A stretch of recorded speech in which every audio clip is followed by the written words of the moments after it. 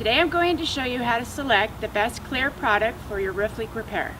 A few applications where you might want to use a clear roof patch would be on clay tile roofs, corrugated metal roofing, or around skylights where you wouldn't want any black material showing.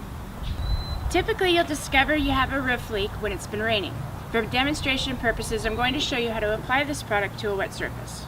First, I'm going to demonstrate applying a competitor's clear product underwater.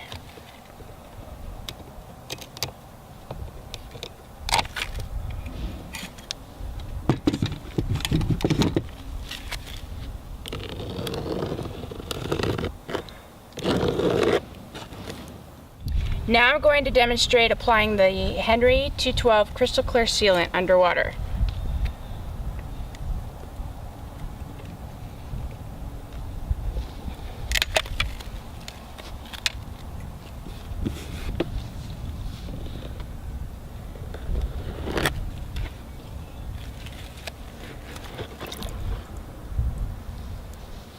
So as you can see, the competitor's product went on white and milky, whereas the Henry 212 crystal clear sealant is truly a clear product.